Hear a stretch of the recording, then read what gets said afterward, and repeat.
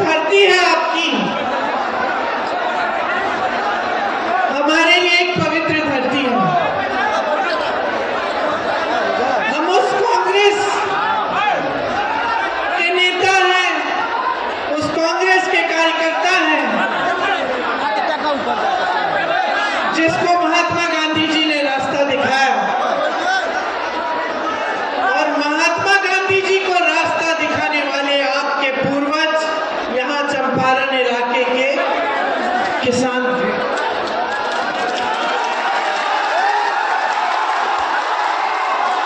तो मैं जब बिहार आती हूँ तो मैं हमेशा सोचती हूँ कि सबसे पहली चीज, सबसे महत्वपूर्ण बात क्या है।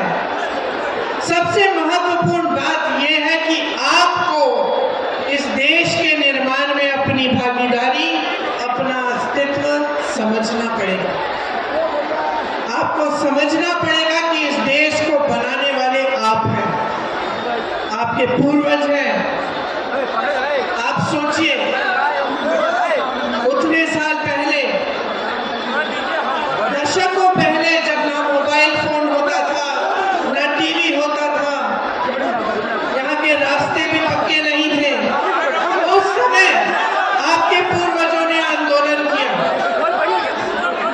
एक समस्या थी यहाँ, उन्होंने आंदोलन किया और ऐसा आंदोलन किया कि उस आंदोलन की बात महात्मा गांधी जी महात्मा गांधी जी यहाँ आए।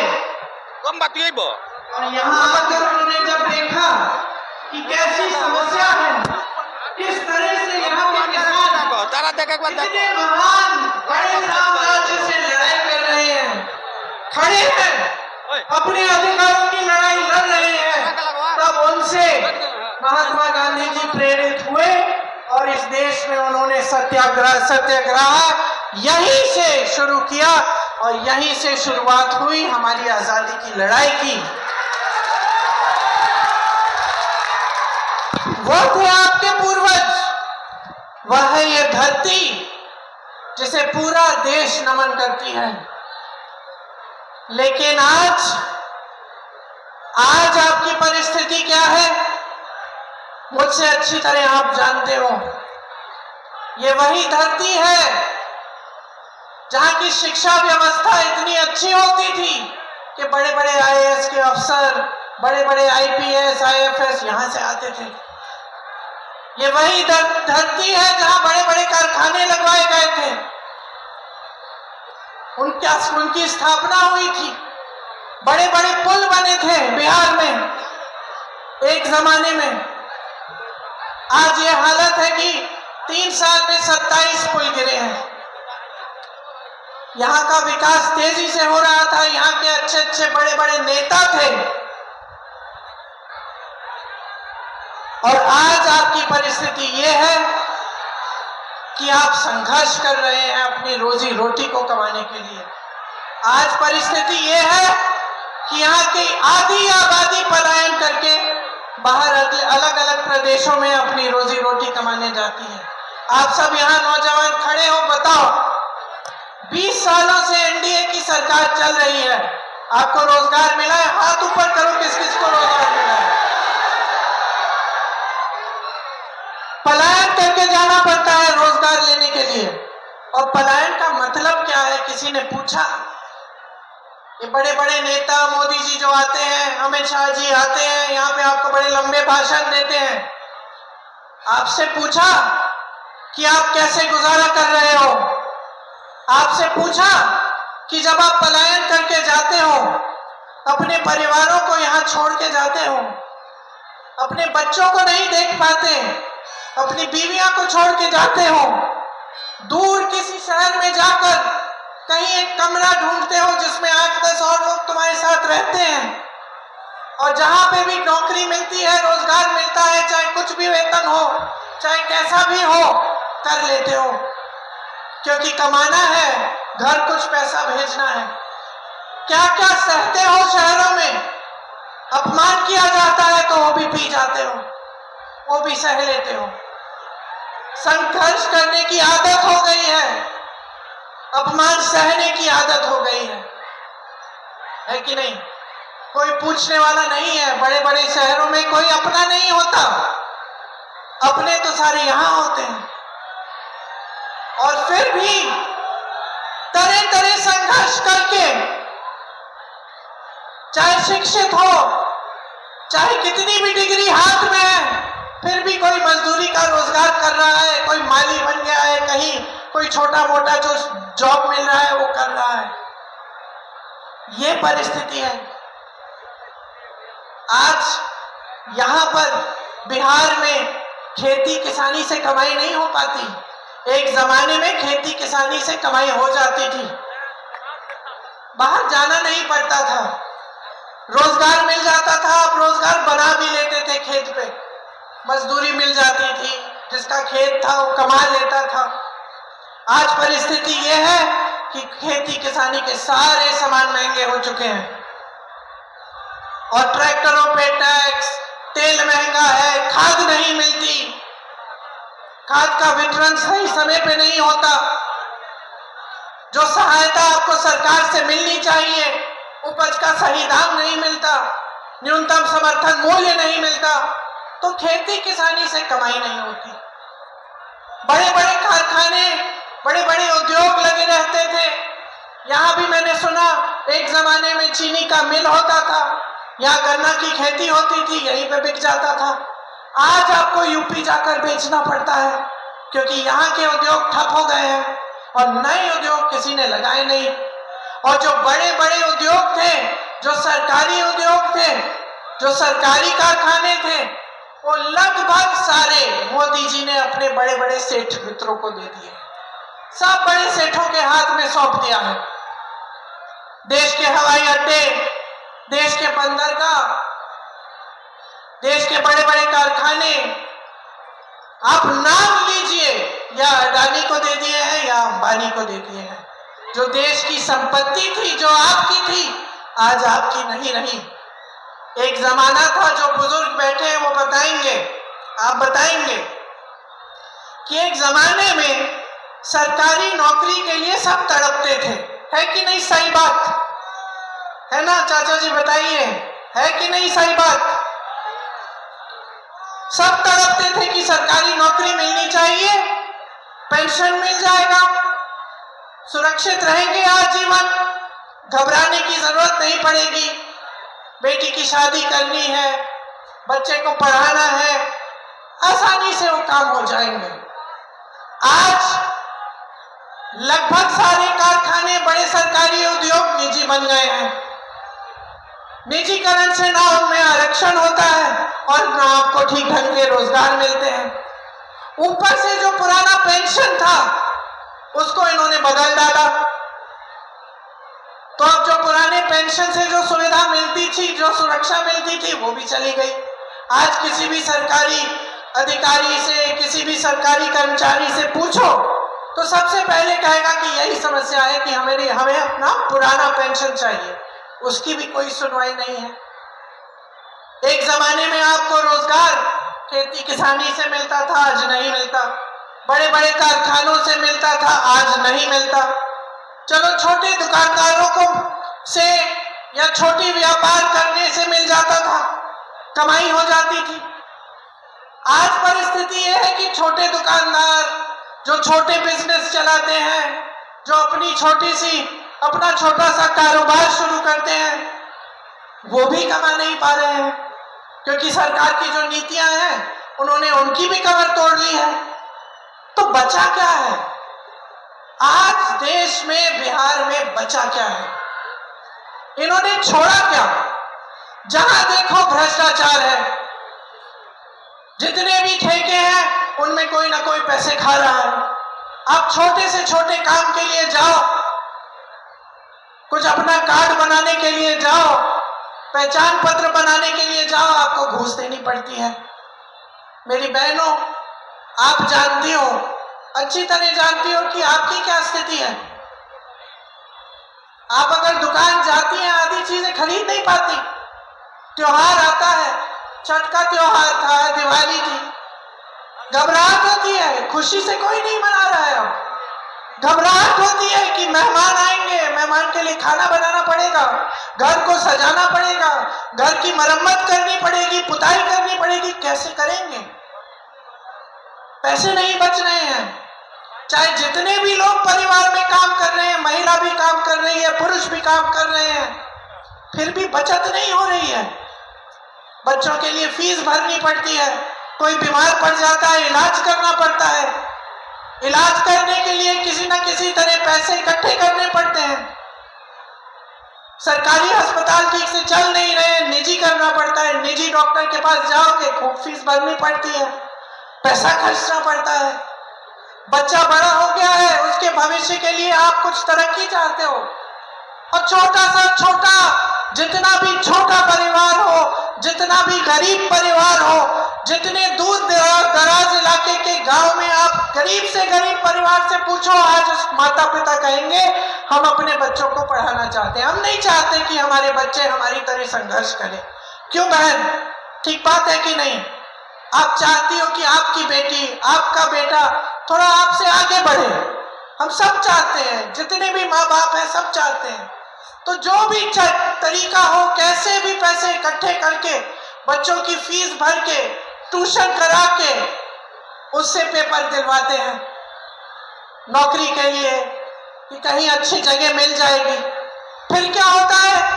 और घोटाला, पेपर लीक हो जाता है, तो बच्चा बेचारा सालों पढ़ता है, ट्यूशन जाता है, माँ बाप संघर्ष करके उसकी फीस इकट्ठी करते हैं, पेपर लीक हो जाता है, वो बच्चा कहीं का नहीं रहता। उसने सारा संघर्ष किया, उसने सारे इम्तिहान दे दिए और इंतजार कर रहा है। और इसमें सबसे बड़ी संकट क्या होती है? मैं यूपी में काम करती थी, वहां के नौजवानों ने मुझे बताया, हम 27-28 साल के हो गए हैं दीदी, हमने पेपर 2-3 बार दे दिया, 2-3 बार लीक हो गया, लेकिन हम सोचते हैं चलो हमने पेपर दे दिया, एक ना एक दिन तो नियुक्ति हो जाएगी, तो फिर हम किसी और काम में लगते नहीं हैं, इंतजार करते हैं। और इंतजार करते करते करते करते 28 साल के हो गए हैं, 29 साल के हो गए हैं, ना शादी हो पा रही है, ना नौकरी मिल रही है, ना नियुक्तियां हो रही हैं, तो हम कहीं के नहीं रहे, हमारी तो जवानी ही बर्बाद हो गई है। ये स्थिति है यूपी में भी, बिहार में भी। तो जहां जहां देख रहे हो वहां अधिकारी अधिकार दिख रहा है।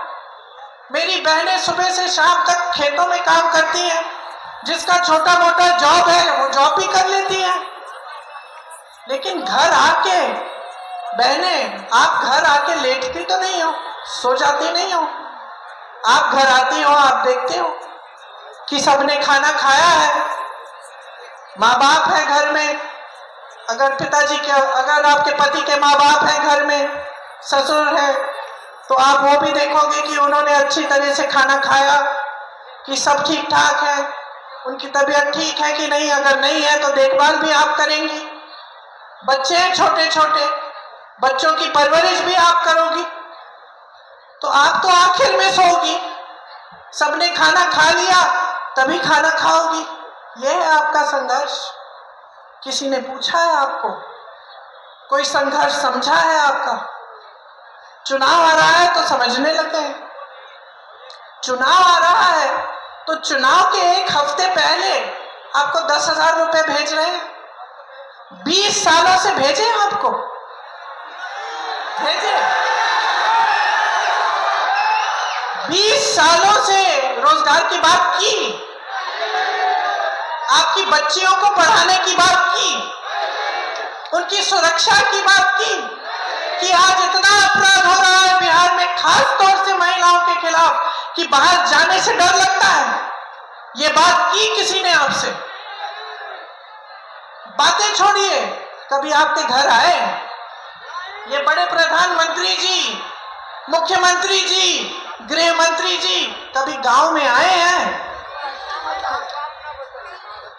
कभी आपसे पूछा है कि गुजारा कैसे कर रही हो? मंच पे खड़े होके कहते हैं बताओ कितने करोड़ रुपए दूं मैं बिहार को। मैंने देखा उनका भाषण, 50 करोड़ दूं, 75 करोड़ दूं, ये सवाल पूछ रहे हैं। अरे 20 सालों से तो एक फूटी कौड़ी नहीं दी, 20 सालों से कुछ नहीं किया। आज चुनाव आ रहा है, कह रहे हैं 50 करोड़ 75 करोड़ देंगे। आपकी परिस्थिति समझते भी हैं, यहां आप गुजारा कर कैसे रहे हैं? पूछा इन्होंने? आपकी सारी संपत्ति अपने दोस्तों को दे दी है। आप लोन लेते हो बच्चों को, जब बच्चों को की शादी कराने के लिए, बेटी की शादी होती है, बेटे की शादी होती है, लोन लेना पड़ता है। ब्याज देते देते उम्र बीत जाएगी आपकी। और ये बड़े बड़े उद्योगपति, बड़े बड़े सेठ लाखों करोड़ रुपए का ये लोन लेते हैं, इनके लोन माफ हो जाते हैं, आपके लोन माफ नहीं होते। और आपके लिए इतना भी आदर नहीं है, इतना भी सम्मान नहीं है कि आप बिहार की जनता हो।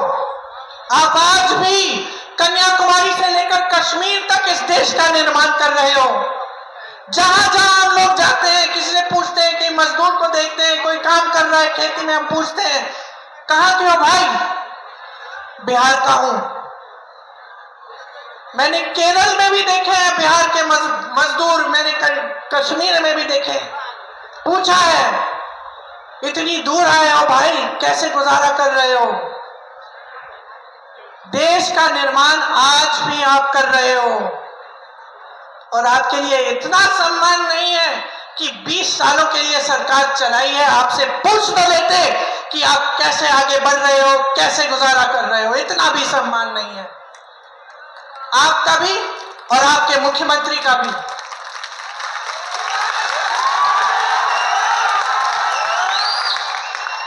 आपने कहा प्रमोद जी कि यहाँ की सरकार दिल्ली से चल रही है।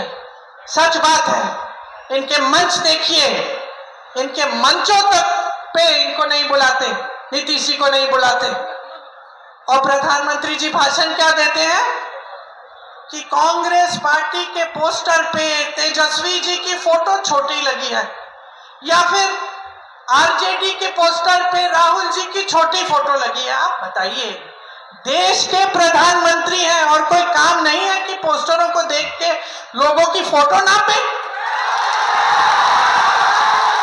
देश के प्रधानमंत्री हैं, हर जगह जाके कहते हैं कि वो विपक्ष के नेता अपमान कर रहे हैं। बंगाल में अपमान किया, केरल में अपमान किया, यहां आकर बिहार में कहते हैं कि हम आपका अपमान कर रहे हैं। क्यों? क्या अपमान कर रहे हैं हम? आपके अधिकारों की बात कर रहे हैं हम आपके रोजगार की बात कर रहे हैं, हम आपकी मजबूती, आपके सशक्तिकरण की बात कर रहे हैं, और ये उनके लिए अपमान होता है। हम कहते हैं, सच्चाई बोलते हैं आपके सामने। कल राहुल गांधी जी ने दिखाया आपको, हरियाणा में पूरी सरकार चोरी कर ली। 25 लाख वोट फर्जी, 25 लाख सरकार चोरी की, वोटों की चोरी की। इससे आपको क्या फर्क पड़ता है? आप बताएं मुझे। आपके अधिकार कमजोर होते हैं। ये संविधान जिसके लिए आपके पूर्वज लड़े, जिसके लिए महात्मा गांधी लड़े, जिसके लिए मेरे परिवार के सदस्य शहीद हुए, उन संविधान को कमजोर करने की बात है।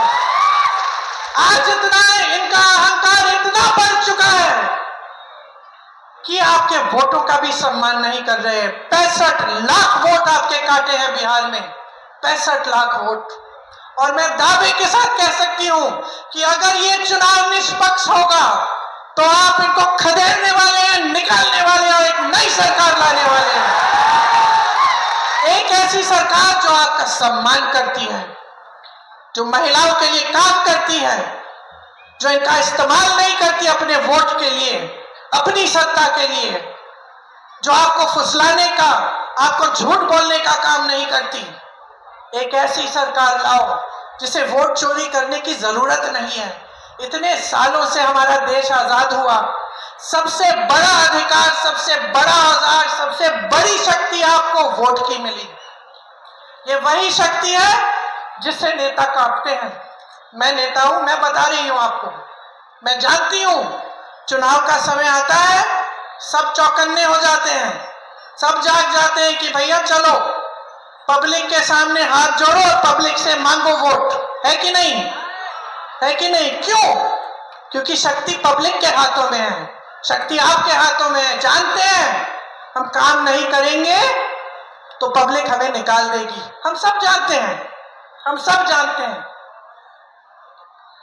लेकिन ये जो एहसास है ना, ये जो भाजपा के नेता हैं, ये इनके मन में नहीं है ये एहसास, ये भूल गए हैं ये बात। क्योंकि इन्होंने चुनाव के समय हमेशा आपका ध्यान भटकाने का काम किया है। मैं यूपी में फिरोजाबाद में एक महिला के घर गई, ऐसे ही मोहल्ले में मैं गई थी, महिला के घर चली गई। आप सुनो बहन, ये जरूरी बात है आपके लिए। उसके घर गई, वो कांच की चूड़ियों का काम करती थी, तो कांच की चूड़ियां पड़ी थी, वो बना रही थी, सेक रही थी उनको। मैंने पूछा, ये तुम्हारे बच्चे हैं? हाँ, 3 बच्चे थे। तो मैंने कहा, बहन पाठशाला नहीं जाते, पढ़ाई नहीं करते, दिन में घर पे है? कहती है, नहीं यहाँ कोई पाठशाला नहीं है ठीक ढंग का, फिरोजाबाद के बाहर का गांव है, शहर की बात नहीं कर रही मैं। ठीक है, पाठशाला नहीं है। फिर मैंने पूछा, पानी आता है? कहती है, टूटी लगी थी यहाँ गली में, पानी नहीं आता। फिर मैंने पूछा, बिजली? कहती है, खंबा लगा था कुछ सालों पहले, बिजली नहीं आती, 1-2 घंटे आ जाती है, उसी में काम चला लेते हैं। मैंने पूछा कि भाई विधायक को फिर से जुटाओगी? कौन सी पार्टी का है? कहा भाजपा का है।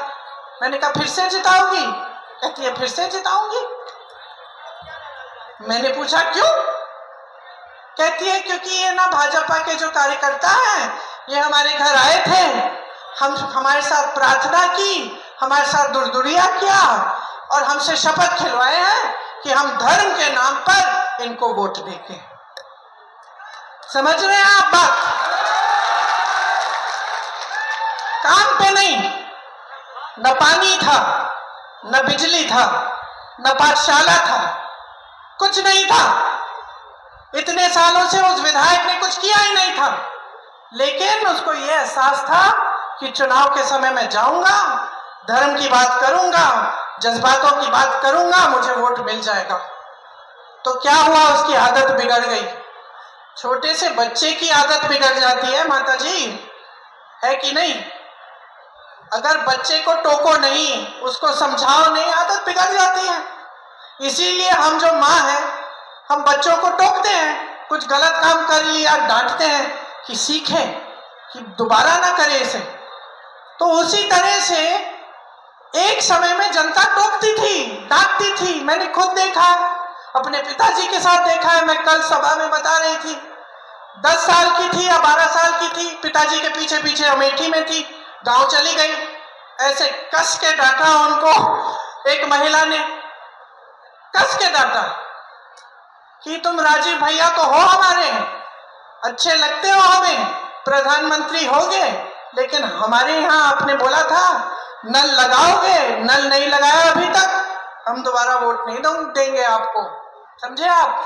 देश के प्रधानमंत्री थे, देश के प्रधानमंत्री थे, गांव में गए, गांव की महिला ने डांट दिया, बेझिझक, डरी नहीं हो। जैसे आजकल सबको डरना पड़ता है, अपने अधिकार मांगते हो, डरना पड़ता है, पुलिस पीटेगी, प्रशासन बंद कर देगा, वो जमाना नहीं था। यहाँ की हमारे देश की जो राजनीति है, उसकी नींव महात्मा गांधी जी ने डाली थी, उसमें जनता सर्वोपरि है। आज भाजपा का एक से एक नेता भूल चुका है। जो गांव में है वो लूट रहा है, धमका रहा है, प्रताड़ित कर रहा है। जो शहर में है वही काम कर रहा है, माफिया बने बैठा है। और जो दिल्ली में है वो सिर्फ अपनी आवाज सुनना चाहते हैं, सिर्फ अपना चेहरा चमकाना चाहते हैं, अपने बड़े बड़े उद्योगपति मित्रों के साथ उनकी शादियों में जाएंगे, उनके साथ खड़े रहेंगे, कभी आपके गांव ना आएंगे, कभी आपकी परिस्थिति, आपके हालात पूछेंगे, कभी नहीं। और आदत आपने बिगाड़ी है। आज आपके सामने पूरी सच्चाई है। चुनाव चोरी कर रहे हैं, आपके वोट रद्द कर रहे हैं, खत्म कर रहे हैं, आप चुप बैठे हो? आप चुप बैठोगे? पूछना चाहती हूं मैं आपसे, बताओ, चुप बैठोगे? अपनी शक्ति दिखाओ। आपके सामने तो बड़े बड़े नेता झुके हैं, जवाहरलाल नेहरू, इंदिरा गांधी, राजीव गांधी, तमाम नेता, अटल बिहारी वाजपेयी, इनके भी नेता आपके सामने झुकते थे। और आज ऐसे नेता जिनका इतना अहंकार हो गया है कि आपके लिए 20 सालों से कुछ नहीं किया, आपके सामने आके कहते हैं आपको 10,000 रुपए भेज देंगे, वोट दे देना। आपके सामने आकर चुनाव के समय कहते हैं कि हम 50 करोड़ रुपए, 75 करोड़ रुपए आपको पकड़ा देंगे। बोल दीजिए इनको नहीं चाहिए, इनका घूस बोल दीजिए। और बहने 10,000 लेने हैं तो ले लो, रख लो, उसका कुछ अच्छा कर लो अपने परिवार के लिए, लेकिन ये समझ लो कि वोट इस धरती के लिए, ये हमारी माता है, इस देश के लिए, अपने बच्चों के भविष्य के लिए, अपने परिवारों के लिए डलना चाहिए। जो विकास करेगा, जो काम करेगा, जो आपको सम्मान देगा, जो आपकी परिस्थितियों को समझेगा, उसको दो अपना वोट। ये प्रधानमंत्री मोदी जी अपने ही संसदीय क्षेत्र वाराणसी में किसी गांव में गए हो तो बताइए। वहां मैं दूर दराज इलाकों में जाती हूं। उत्तर प्रदेश के सोनभद्र इलाके में मैं गई, एक दूर गांव था, बैठी चारपाई थी, एक महिला निकली, बुजुर्ग महिला थी, और उसने मुझे क्या कहा, बेटी तुम्हारी दादी जी आई थी, मैंने खीर खिलाया था। इंदिरा जी उस समय इतनी दूर गई थी, गांव के अंदर गई थी, खीर खाई थी किसी के घर में। कभी मोदी जी का सुना है, अमित शाह जी का सुना है? एक फोटो देखी मैंने, किसी के घर खाना खा रहे थे, मैं देख रही थी, थालियां बड़ी चमक रही हैं, अपनी थाली लाके अपना खाना लाके बैठ के खा रहे हैं। क्यों? आपके घरों से नहीं खाएंगे? क्यों?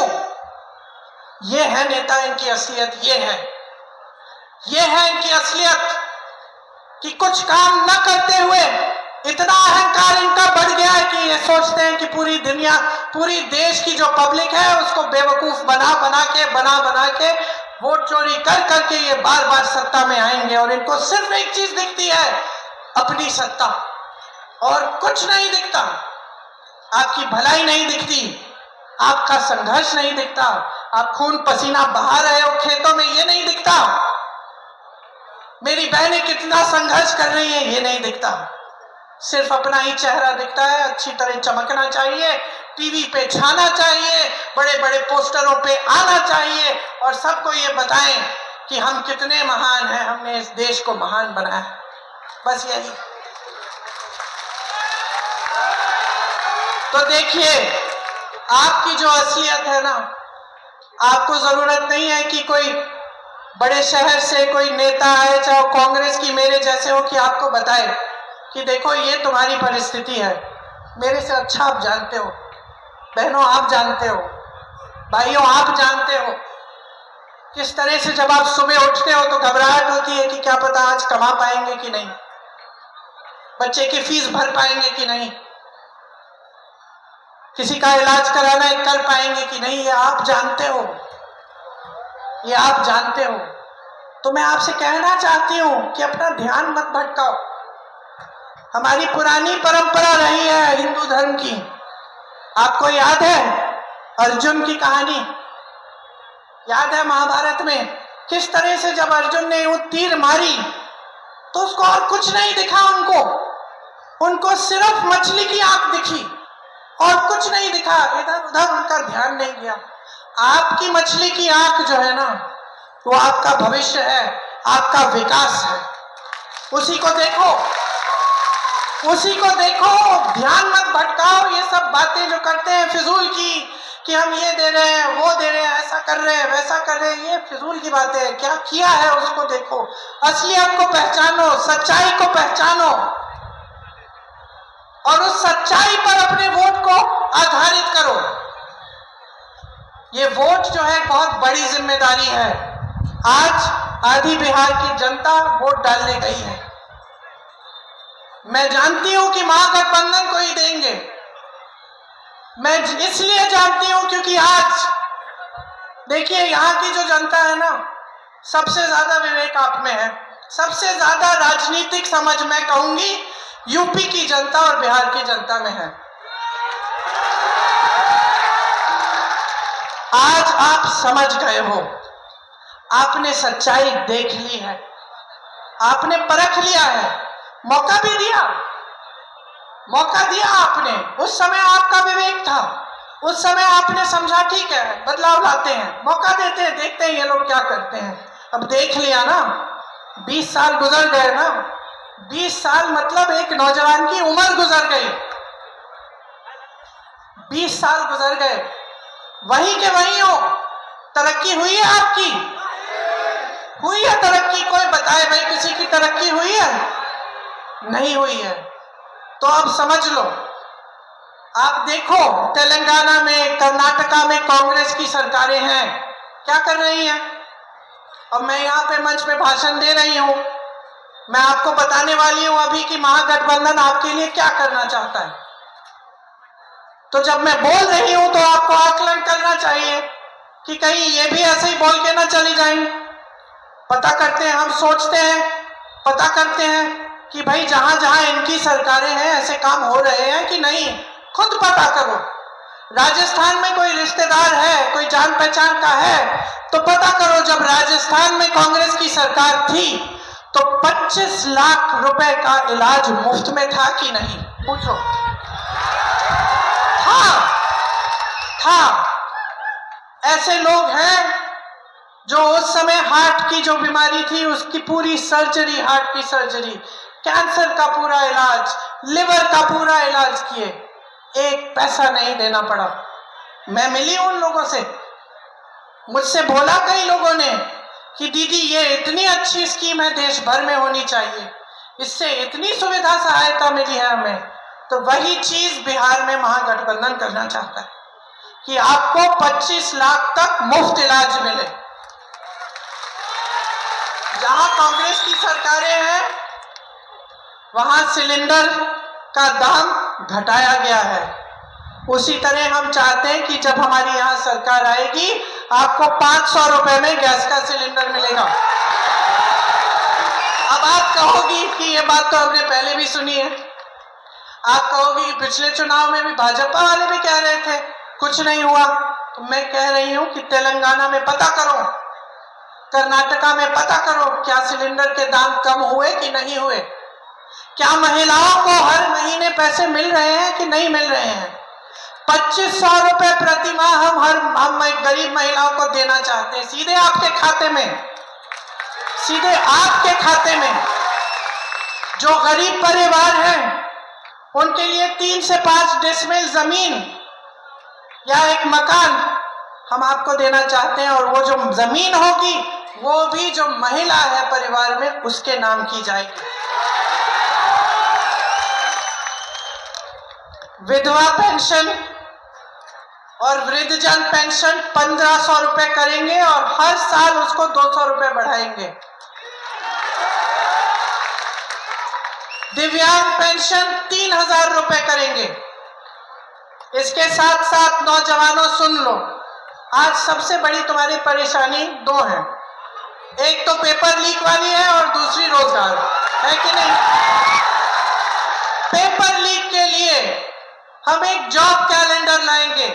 उस जॉब कैलेंडर में जिस दिन पेपर होगा, जिस दिन रिजल्ट निकलेगा, जिस दिन नियुक्तियां निकलेंगी, जिस दिन नियुक्तियां होंगी, वो सब पहले से तय होगा। इसका मतलब है कि पहले से तय होगा। अगर कोई उसको बदलने की कोशिश करे, उसमें फेरबदल करे या बेईमानी करने की कोशिश करे तो सख्त से सख्त कार्रवाई होगी। ऊपर से जो एग्जाम की फी है वो रद्द की जाएगी, मतलब निशुल्क होगा आपका एग्जाम का फॉर्म, निशुल्क। आप परीक्षा केंद्र में जाओगे तो आने जाने के लिए जितना खर्चा पड़ेगा वो भी आपको मुफ्त होगा, आपको दिया जाएगा। ये जो 3 साल की डिग्री आज आप 6-7 सालों में कर पा रहे हैं, उसको हम 3 साल की डिग्री आप 3 साल में करोगे। ये चाहते हैं हम आपके लिए। एजुकेशन सिटी और इंडस्ट्रियल क्लस्टर, मतलब बड़े बड़े जो विश्वविद्यालय हैं, कॉलेज हैं, उनको हम बड़ी एक जगह में इकट्ठे हम कई ऐसे हम सिटी बनाएंगे, एजुकेशन सिटी, जिसमें आपको सुविधा होगी। 2000 एकड़ सरकार इसी चीज के लिए अलग से रखेगी, ताकि 2000 एकड़ आपकी शिक्षा के लिए, आपके रोजगार के लिए, ताकि वहां उद्योग बने, वहां विश्वविद्यालय बने, कॉलेज लगे। आज की सरकार क्या कर रही है? सैकड़ों एकड़ अडानी जी को दे रही है 1 रुपए के दाम में, 1 रुपए के दाम में। आप सोचो, अगर सरकार आपको दे देती कुछ एकड़ 1 रुपए के दाम में, तो क्या आप भी अपना भविष्य बना सकते थे? अडानी जी के पास तो वैसे भी हजारों करोड़ रुपए हैं, और एक सैकड़ों एकड़ जमीन लेके क्या करेंगे? समझ लीजिए आपके पैसों का क्या हो रहा है, आपके हाथों से निकाले जा रहे हैं। कांग्रेस की एक एक सरकार एक काम करती है, आपके पैसे वापस आपके जेब में डलवाती है। इसी तरह से नौजवानों, आपके लिए सरकारी नौकरियां जो आज खाली पड़ी हैं, जो सारे पद खाली पड़े हैं, वो भरे जाएंगे, आपको नौकरियां दी जाएंगी। जो गरीब से गरीब परिवार है, जिसमें ऐसे परिवार हैं जिसको एक भी रोजगार नहीं है, उनके लिए हम रोजगार, कम से कम एक रोजगार दिलवाने का प्रयास करेंगे। और भी हैं, पढ़ के सुनाती हूँ। सरकारी जो कर्मचारी हैं वो सुन लें, आपका ओपीएस आपको मिलेगा, पुराना पेंशन आपको मिलेगा। संविदा कर्मियों और आउटसोर्सिंग पर कार्यरत कर्मचारियों को स्थायी बनाया जाएगा, मतलब आपको स्थायी नौकरी दिलवाई जाएगी। और मेरी बहनें, आप में से जो, अच्छा उस पर आप वापस आती हूँ, मैं पहले मैं नौकरियों का बता देती हूँ। हर विधानसभा में स्थानीय रोजगार का बढ़ावा देने के लिए 10 करोड़ रुपए दिए जाएंगे, ताकि आप वहीं पे अपनी विधानसभा में ही आपको रोजगार मिल पाए। किसान भाइयों के लिए एमएसपी की गारंटी मिलेगी, मतलब न्यूनतम समर्थन मूल्य आपको मिलेगा। मंडी की व्यवस्था बनेगी। मनरेगा में आपको 300 रुपए प्रतिदिन मिलेंगे, और काम के दिन 2 गुना कराएंगे हम। समझ गए? मनरेगा की जो स्कीम है वो कांग्रेस पार्टी ने शुरू की थी, और जब शुरू की थी तो भाजपा ने विरोध किया था, और जब कांग्रेस की सरकार थी तो मोदी जी भाषण देते थे कि इसमें पैसे व्यर्थ नहीं होने चाहिए।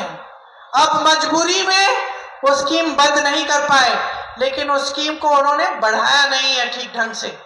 तो हम कह रहे हैं कि हम मनरेगा को बढ़ाएंगे, आपको 300 रुपए प्रतिदिन देंगे, और काम के दिन 2 गुने करेंगे। आपको 200 यूनिट बिजली मुफ्त में मिलेगी सरकार की तरफ से। पंचायती राज और नगर निकायों में ईबीसी आरक्षण 30% और दलित आरक्षण 20% किया जाएगा।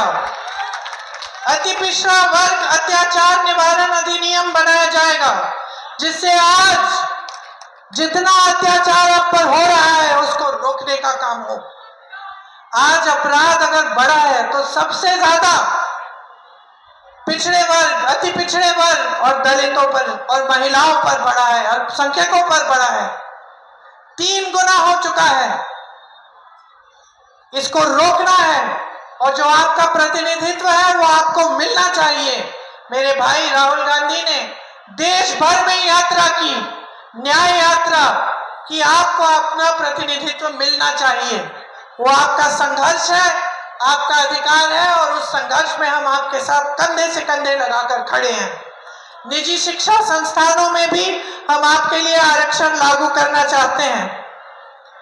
महिलाओं के लिए और भी बहुत स्कीमें हैं हमारी, हम उनको पूरा करके आपके लिए एक नया भविष्य बनाना चाहते हैं। आपकी बच्चियों के लिए हर अनुमंडल में हम महिला कॉलेज लगवाना चाहते हैं ताकि उनको शिक्षा वहीं पे प्रदान हो और उनको दूर दराज इलाकों में नहीं जाना पड़े शिक्षा के लिए, ताकि वो अपने पैरों पे खड़ी हो पाए, ताकि वो अपने पैरों पे खड़ी हो पाए। तो हम आपके सब संघर्षों को समझ रहे हैं और हम आप ही के लिए लड़ रहे हैं।